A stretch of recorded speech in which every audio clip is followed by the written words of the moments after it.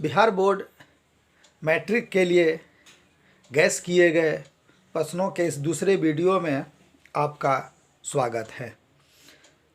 मित्रों, आपने प्रथम वीडियो गद्य भाग का देख लिया होगा, जिसमें से 100% प्रश्नों के आने की संभावना है। यह दूसरा वीडियो जो पदखंड और वर्णिका से रिलेटेड है, इसके भी महत्वपूर्ण प्रश्न जो ऑनलाइन हैं उसको मैं सीरियल चैप्टर वाइज आपको दे रहा हूं, ताकि इसके उत्तर ढूंढने में आपको कहीं कठिनाई न हो। प्रश्न है प्रथम लेसन, राम नाम बिनु बिरथे जगी जन्मा, और दूसरा जो उसी में एक कविता है, जो नर दुख में दुख नहीं माने। तो प्रश्न है इस लेसन से कि वाणी कब विष के समान हो जाती है। तो आप जानते हैं, जो व्यक्ति राम का नाम नहीं लेते हैं उनकी वाणी विष के समान हो जाती है। यह शॉर्ट में आंसर है, 2 अंक के उत्तर हैं। आप इसमें और जोड़कर इसे लिख सकते हैं। हरिरस से कवि का क्या अभिप्राय है? हरिरस का अर्थ इसमें है राम का नाम लेना और उनकी भक्ति करना।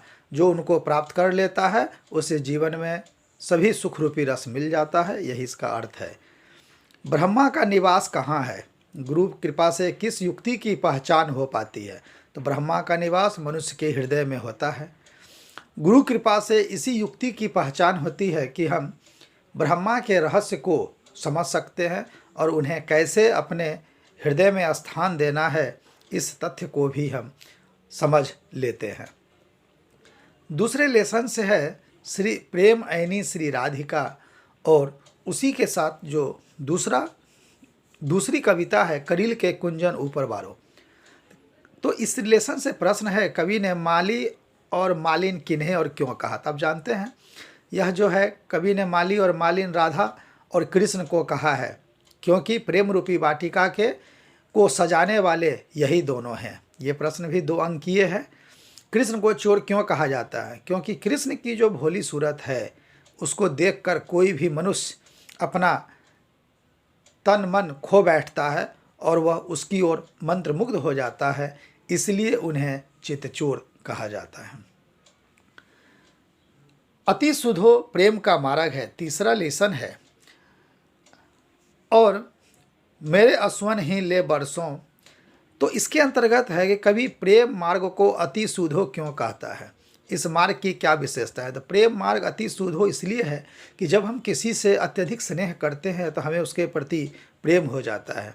इस मार्ग की विशेषता है कि इस मार्ग में कोई भी कलंक नहीं होता है, न ही किसी प्रकार का भेदभाव होता है, यह निष्कलंक है और हर प्रकार के छल प्रपंच से दूर होता है। आपको डिटेल देखने के लिए और भी इसे अच्छे तरीके से समझने के लिए आप नीचे के लिंक का भी प्रयोग कर सकते हैं, और जो दूसरे वीडियोस दीप संस्कृत क्लासेस में अपलोड हैं इसके अर्थ दिए हुए हैं, आप वहां से भी मदद ले सकते हैं। मित्रों, आप अगर इस चैनल पर नए हैं तो सब्सक्राइब कर लें, लाइक कर दें, ताकि अन्य उपयोगी वीडियोस भी आपको समय पर मिल सके। परहित के लिए देह कौन धारण करता है? तो आप जानते हैं, परहित के लिए मेघ धारण करता है, जो बरसकर हमेशा दूसरे का कल्याण करता है। आप अगर इतना भी लिख देते हैं तो आपके ये 2 अंक स्पष्ट हो जाते हैं, जो परीक्षाओं में एग्जामिनर्स आपको नंबर देते हैं। पाठ 4 से है स्वदेशी, कवि को भारत में भारतीयता क्यों नहीं दिखाई पड़ती है? कवि को भारत में भारतीयता क्यों नहीं दिखाई पड़ती? तो स्वदेशी पाठ के अंतर्गत भारत में भारतीयता इसलिए नहीं दिखाई पड़ती है क्योंकि हर तरह विदेशी भाषा, विदेशी बोलचाल और विदेशी स्वभाव के लोग पाए जाते हैं, इसलिए उन्हें भारत में भारतीयता अब दिखाई नहीं पड़ती है। सभी लोग अंग्रेज़ों की गुलामी करते नजर आते हैं। कवि ने डफाली किसे कहा है और क्यों कहा है? तो डफाली जो अब लंबी लंबी बातों को हाँकता है, जिसके अंतर्गत सच कम होता है और झूठ ज़्यादा होता है, उन्हीं भारतीय लोगों को डफाली कहा है, जो अंग्रेज़ों की प्रशंसा करते हैं, उनके सामानों को यूज करते हैं। कवि किस वर्ग की आलोचना करता है? कवि उस वर्ग की आलोचना करता है जो ब्रिटिश सामान की वकालत करते हैं, उसे उपयोग करते हैं, और जहाँ भी उन्हें मौका मिलता है वह भारत और भारतीयों को हीन भाव से देखते हैं। 5वें लेसन से प्रश्न है भारत माता। भारत माता अपने ही घर में प्रवासिनी क्यों बनी हुई है? तो भारत माता सदियों से गुलाम है और कभी यह दिल्ली सल्तनत के अंतर्गत गई, कभी मुग़लों के अंतर्गत और कभी अंग्रेज़ों के अंतर्गत, इसलिए अपने ही घर में वो प्रवासिनी बनी हुई है। भारत माता का तप संयम क्यों सफल है? क्योंकि अब अहिंसा का दूध पीकर लोगों ने अपने देश की स्वतंत्रता के लिए प्रयास करना प्रारंभ किया। भारत माता कविता का भाव लिखें, यह 5 अंकीय प्रश्न है जो परीक्षा में 5 अंक के पूछे जाते हैं। आपको भारत माता कविता अपलोड है इस चैनल पे, आप उसके भाव को देख सकते हैं। प्रश्न है जनतंत्र का जन्म। कवि की दृष्टि से समय का घर घर नाद क्या है? तो कवि की दृष्टि में समय का घर घर नाद है स्वतंत्रता का आगमन और परतंत्रता का दूर होना। ये दोनों समय एक साथ मिल रहा है, इसलिए यह समय का घर घर नाद है। विराट जनतंत्र का स्वरूप क्या है? तो विराट जनतंत्र का स्वरूप है कि अब 33 करोड़ जनता भारत पर शासन करने के लिए आ रही है, जो विश्व का सबसे बड़ा जनतंत्र बनेगा। आज के देवता कौन हैं? तो आज के देवता भारत की जनता है। कविता का मूल भाव, यह 5 अंकीय प्रश्न है।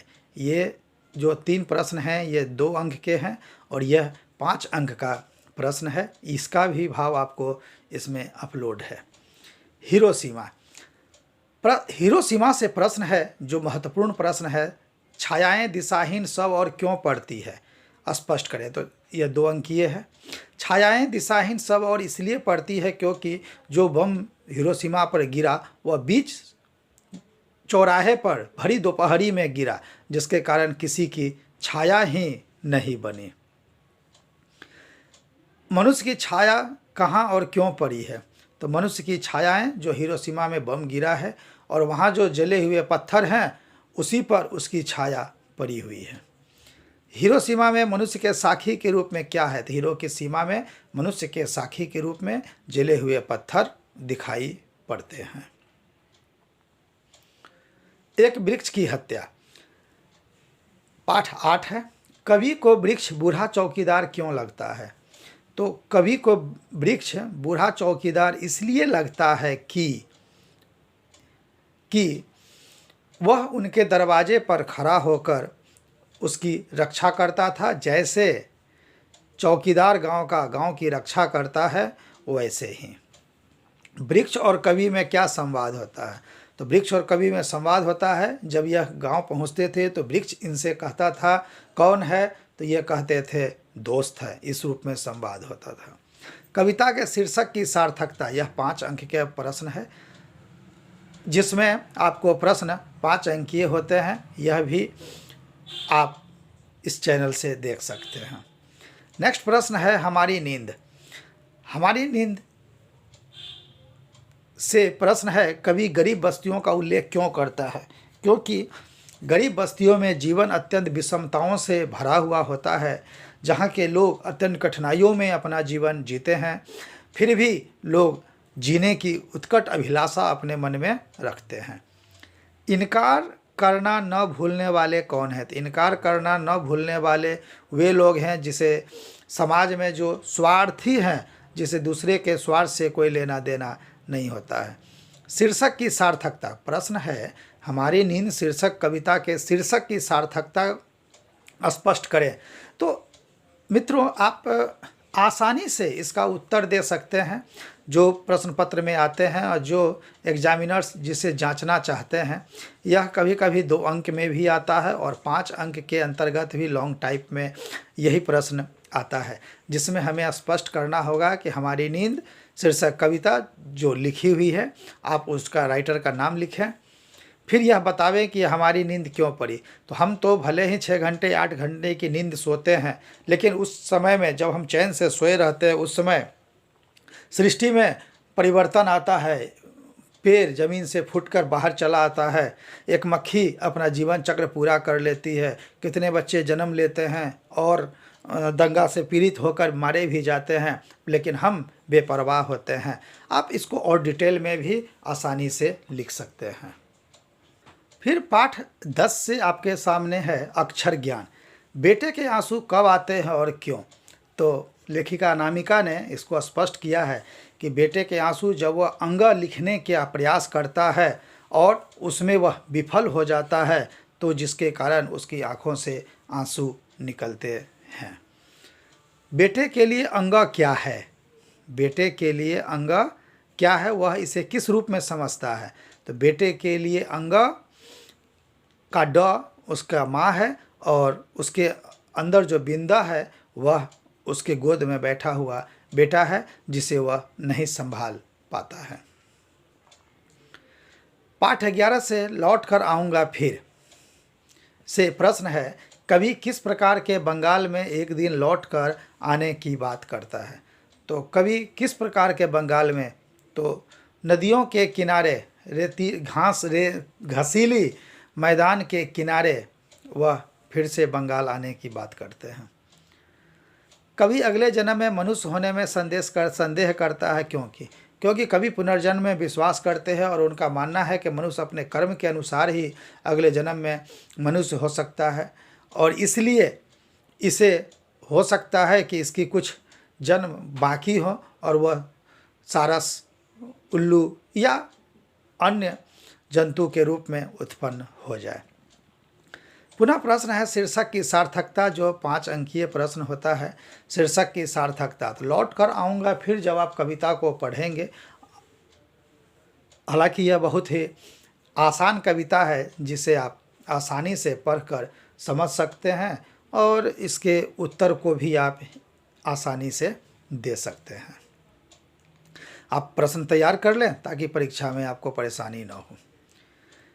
मेरे बिना तुम प्रभु, पाठ 12 है।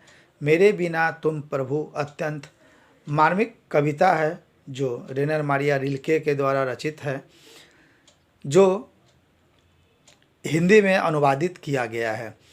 अपने को जलपात्र और मदिरा कवि क्यों कहता है? क्योंकि भगवान को, तो आप इसका आसानी से उत्तर लिख सकते हैं। आप उत्तर लिखने की शैली को भी जान लें कि प्रश्न पत्र के दाहिने साइड में, उत्तर पत्रक के दाहिने साइड में जो यह लकीर खींची होती है, आपको उसके दाहिने कुछ नहीं लिखना है, आपको अपने बाएं में चौथाई छोड़कर ही बीच में लिखते जाना है। प्रश्न को प्रारंभ करते समय आप लिखेंगे कि कवि अपने को जलपात्र और मदिरा इसलिए कहते हैं कि भगवान की भक्त करता है और उनके खान पान का ख्याल भी भक्त ही करता है, इसलिए अगर भक्त नहीं होगा तो उनको ये कौन प्रदान करेगा। इसलिए शानदार लवादा किसका गिर जाएगा और क्यों, यह भी प्रश्न है। शानदार लवादा किसका गिर जाएगा?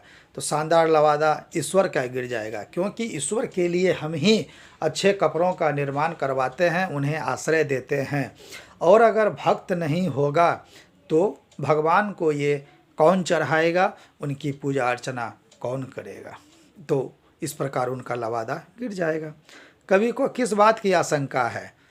कवि को किस बात की आशंका है? तो कवि का कहना है कि अगर भक्त नहीं होगा तो भगवान को जो अपने नर्म होठों पर आश्रय देता है, सुबह और शाम में जो उनकी भक्ति करता है, तो उनकी भक्ति कौन करेगा? और जब भक्ति उनकी नहीं करेगा तो ईश्वर उस परिस्थिति में क्या कर सकते हैं?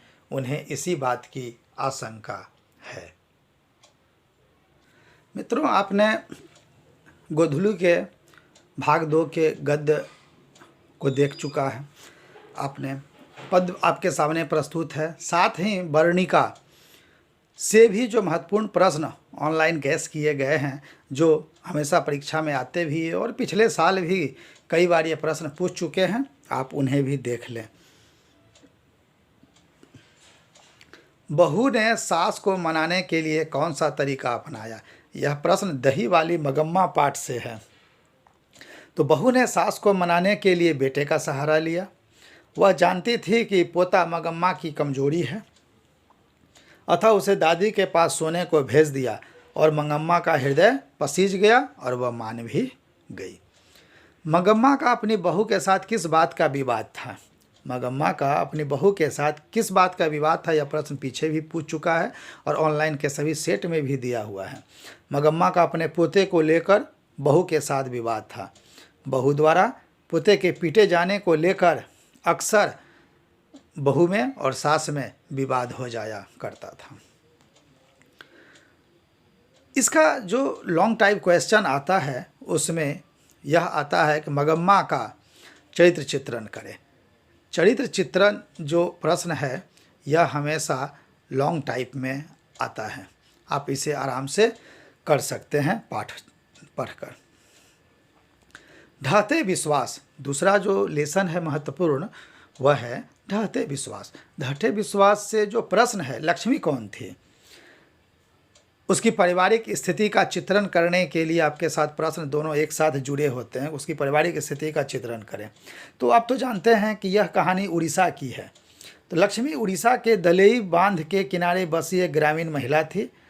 उसका पति लक्ष्मण कलकत्ता में नौकरी करता था। उसकी 4 संतानें थी, 2 बेटियां और गोदी में एक छोटा लड़का। सबसे बड़ा लड़का अच्युत था। इस प्रकार लक्ष्मी एक कर्मठ और जुझारू महिला थी। लक्ष्मण के पैसा भेजने और दूसरे के घर में काम कर कुछ पैसे जुटाकर वह अपना घर चलाती थी। यह उसकी पारिवारिक स्थिति हो गई। बिहार का जनजीवन भी बाढ़ और सूखा से प्रभावित होता है। बिहार का जनजीवन भी बाढ़ और सूखा से प्रभावित होता है। इस संबंध में आप क्या सोचते हैं? तो आप क्या सोचेंगे? तो आप तो जानते हैं कि हम लोग बिहार में हैं और बिहार के प्रायः जिला में समय पर बारिश के मौसम में बाढ़ आ जाया करती है। तो इसको हम उसी रिलेशन से जोड़कर लिखेंगे कि बिहार का जनजीवन भी हमेशा बाढ़ और सूखा से प्रभावित हुआ करता है। बागमती, गंडक, कोसी, गंगा जैसी बड़ी बड़ी नदियाँ बाढ़ के समय तबाही मचाती है और जो दूसरी कसर बच जाती है वह एक दूसरे जगह पर सूखा होकर भी समस्याओं को उत्पन्न कर देती है।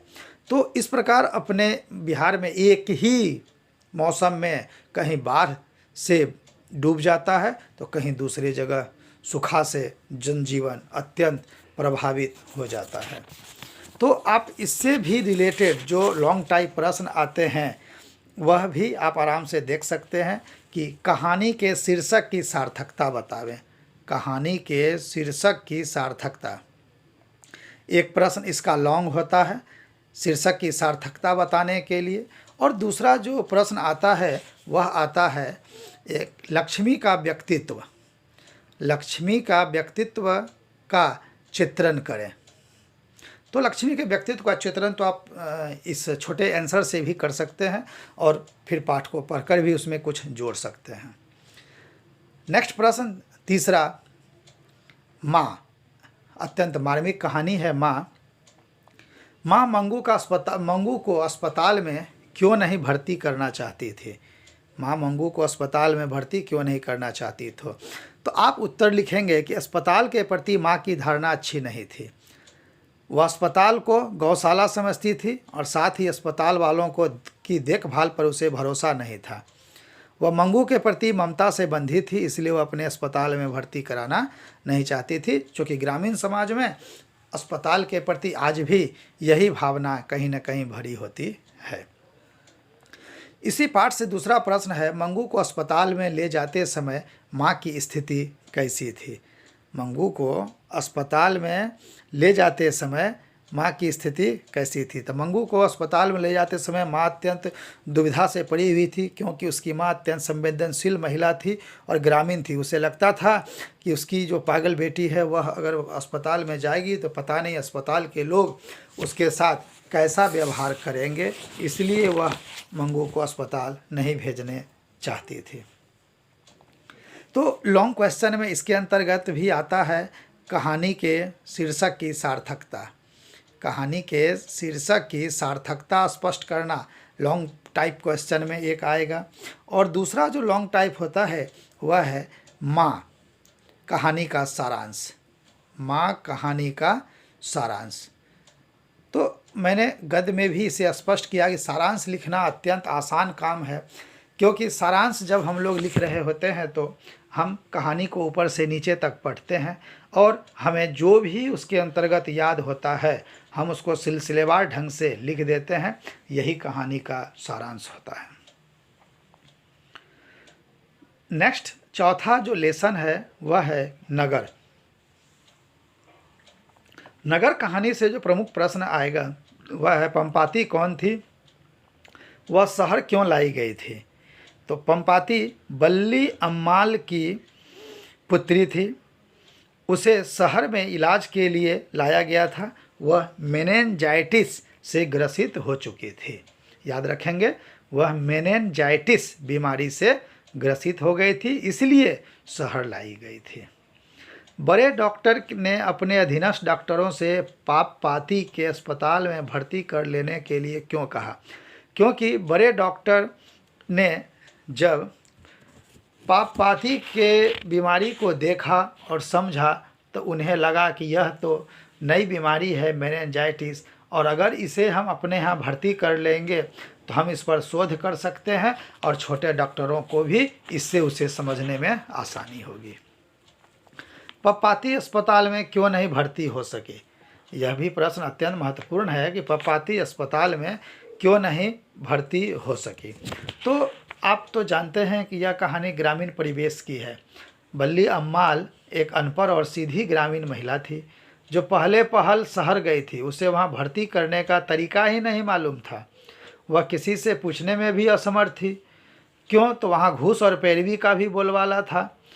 इससे घबराकर शाम तक भर्ती नहीं होने पर वह अंत में पपपाती को लेकर घर वापस आ गई। आगे जो प्रश्न है इसमें वह है नेक्स्ट लेसन से कि धरती कब तक घूमेगी। आप हेडिंग भी अत्यंत भावनाओं से भरा पड़ा है कि धरती कब तक घूमेगी। इसके अंतर्गत जो प्रश्न है कि सीता को अपने ही घर में क्यों घुटन महसूस होने लगी थी, यानी सीता अपने घर में क्यों घुटन महसूस करती थी। तो इसके पीछे तो आप जानते हैं कि सीता 3 बेटों के बीच एक विधवा और बूढ़ी माँ थी। उसके तीनों बेटों में माँ और उसके खाने को लेकर विवाद होता रहता था। इस विवाद को देखकर उसे अपने ही घर में घुटन सी महसूस होती थी।